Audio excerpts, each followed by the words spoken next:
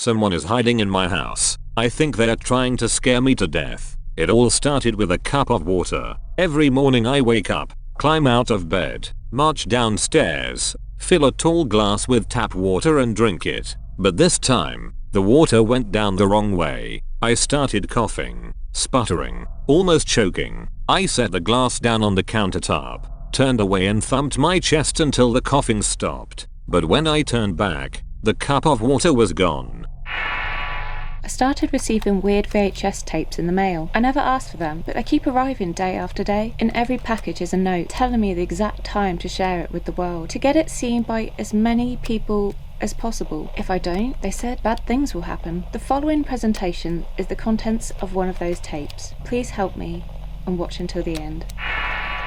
I froze, motionless. Only my eyes moved, darting back and forth around the kitchen. There was a shift in the air, a subtle drift, as though something moved through the room with incredible speed. I stepped back from the countertop and my heel bumped into something. I spun around. My heel had bumped into the glass of water. It tumbled over with a dull and clattering thud. Empty. Wary. I squat down, picked it up, and studied it. Turned it over in my hand like it was some strange, alien artifact. What just happened? I called my sister to tell her what happened. She laughed. There must be a reasonable explanation, she said. Perhaps Dash, from The Incredibles, snuck into your house and moved the cup, she joked. Coincidence? I think not. You even kind of look like that teacher, she teased. I laughed along. Maybe she was right. Maybe there was a reasonable explanation for it. Maybe I dropped the glass in my coughing fit, and it somehow landed upright. Crazier things have happened. But of course, that wasn't the end of it. Little happenings like this became commonplace. Each event was slightly less explainable than the last. A building experience of uncanny madness. But still, I shrugged it off. Tried to think of reasonable explanations. Tried to hand wave it all away. But then, the cup trail incident occurred. There was no reasonable explanation for the cup trail incident. I snapped awake 2:58 AM on a Tuesday. Bright light blinding into my dilated eyes. The lights were on. Somehow, the lights were on. A power surge, perhaps? I climbed out of bed, marched across the room, and froze. I froze because my bedroom door was open. But the door being open didn't bother me too much. What bothered me was the glass of half-empty water, sitting on the floor in the middle of the upstairs hallway. That bothered me for several reasons. Chief among them being, I didn't put it there. I crept out into the hallway. The floor was uncharacteristically creaky tonight. I squat down, lifted the glass of water and fingerprints. Fingerprints were fogged on the glass. Dozens and dozens of fingerprints. I recoiled, dropping the glass. It thumped onto the carpet and spilled over, an expanding puddle of water absorbing into the carpet. I glanced back over my shoulder. A looming sense of unease climbed through my body. I pushed back to standing and another glass of water, half empty, sitting at the top of the stairs. I walked forward. I looked down the stairs. Another one, sitting halfway down the steps. A trail of half-empty cups. Should I just call the police? I reached for my phone instinctively, but it wasn't there. I always kept my phone in my pocket, even while I slept. Don't ask. But now it was gone. It was gone, and somebody was hiding in my house. I looked back over my shoulder, down the hallway, towards my bedroom. Did it fall out of my pocket? Was it in my bed?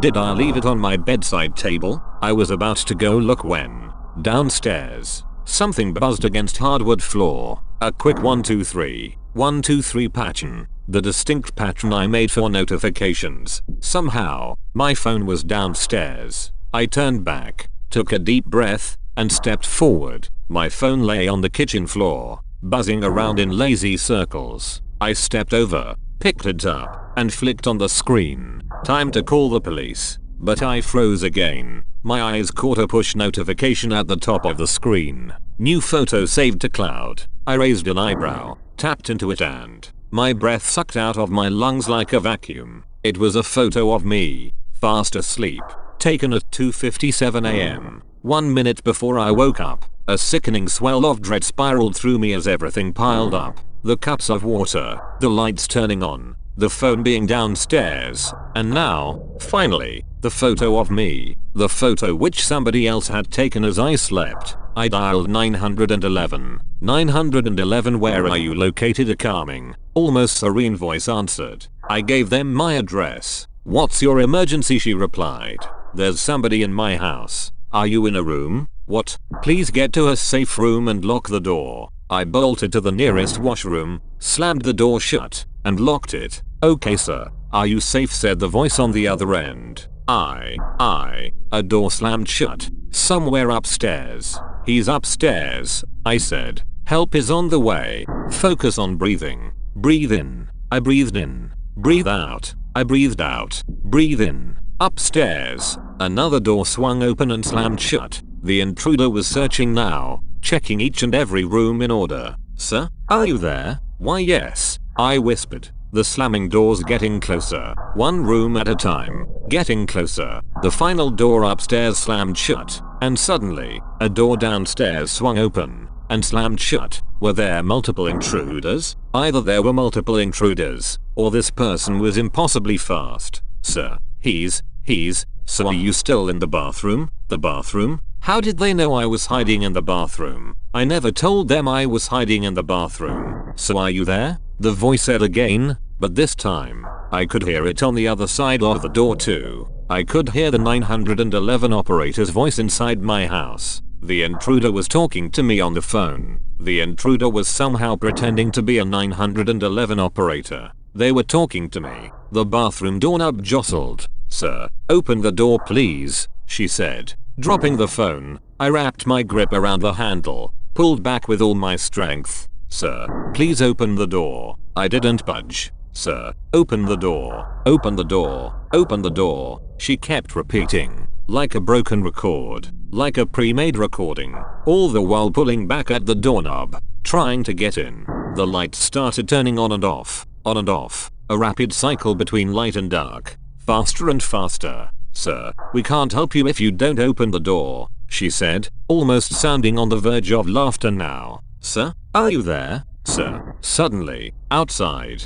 around the corner, the front door burst open. Police, a baritone voice boomed. Silence. Police? I remained quiet. I didn't trust it. Whatever I was dealing with didn't seem to play by the rules of reality. I wasn't going to fall for it. I remained silent, hands gripped around the doorknob. I remained motionless. Hello, said the deep voice. Then the crackle of radio static. I'm getting no response. Requesting backup. I hid in the bathroom for about an hour until they found me. The actual police found me. I was a nervous wreck, understandably so, ranting and raving, telling them about the woman on the phone, telling them about the cups of water on the floor. They sent me in for psych eval and I was discharged a few days later. Of course, no one believed me. Even when I showed them the photo of me sleeping, no one believed me. There must be a reasonable explanation. They always said, perhaps you had a temporary psychotic breakdown, my sister theorized. I moved out the next month. No way I was sticking around after that.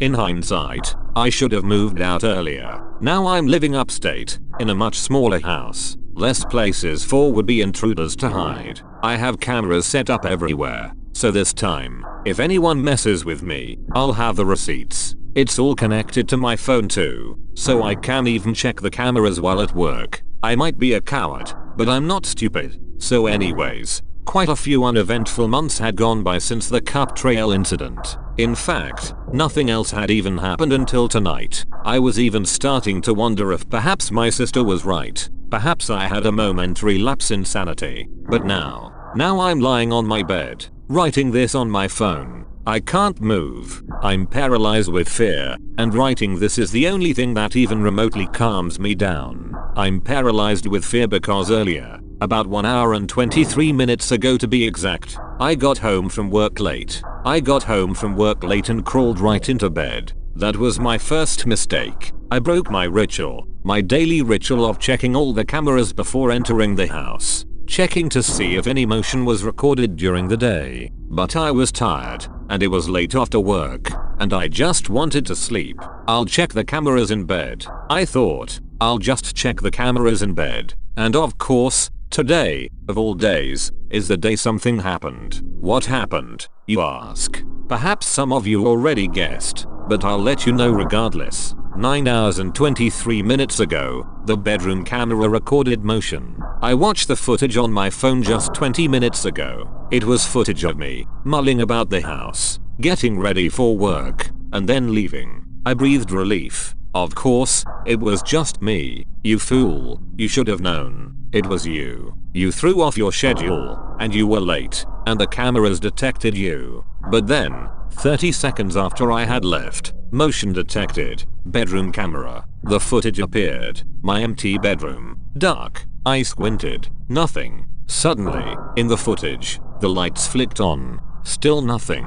They flicked on and off, and then I saw something that filled me with a fear far beyond anything I'd ever felt. A fear far beyond anything I even knew was possible. When the lights flicked back on, a person appeared. A person standing in the middle of my room, with pinned straight posture, hands over their face like someone playing peekaboo. The footage fast forwarded on its own now. Shadows drifting across the wall as the sun outside moved downward. But the person just stood there motionless. Motionless as the world sped by, hands covering their face. The footage snapped back to real time. 30 seconds before I arrived home. The person slightly perked up, hearing my arrival. Then, they dropped to their knees, hands still covering their face. In one smooth, almost robotic motion, they fell to their side, and rolled under the bed. They rolled under the bed. They rolled under the bed that I was currently lying on. The bed which I am laying on right now. Manically typing on my phone in the dark. Just beat them up, lol. I can almost hear the very badass readers among you writing in the comments below. Call 911. I hear the good faith warriors among you thinking, but seriously? Call 911? After what happened last time? Call 911? Either way, I figure this is the last thing I'll ever post, so I hope you got some enjoyment out of reading about my imminent demise. William Creston.